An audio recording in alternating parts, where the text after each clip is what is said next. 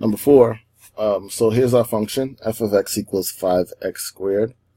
We want to find and simplify the difference quotient, which we're given, f of x plus h minus f of x divided by h, where h can't be 0 because that would make my my quotient undefined, my function undefined, my fraction undefined in this case. So we've got to do a couple things. In the numerator, we want to first evaluate f of x plus h. I'll do that on the side. So if f of x is 5x squared, right?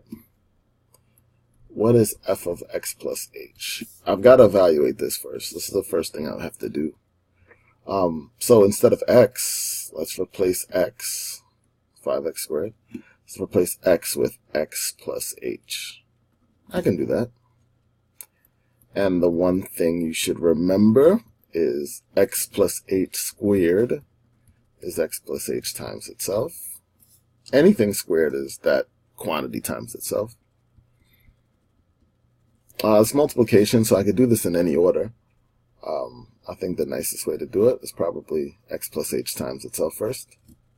So 5 times x squared plus xh plus xh plus h squared. And I write xh just because convention, I guess. I kind of know what to expect, so that's why I wrote xh instead of hx. What can I say? So x squared, combined like terms, xh plus xh is 2 xh's plus h squared. Let's multiply that 5. Distribute 5x squared plus 10xh plus 5h squared. So that is just f of x plus h. So in this difference quotient, I'm going to replace f of x plus h with 5x squared plus 10xh plus 5h squared.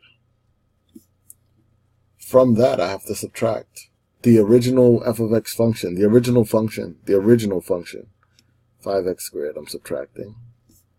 That's all divided by h.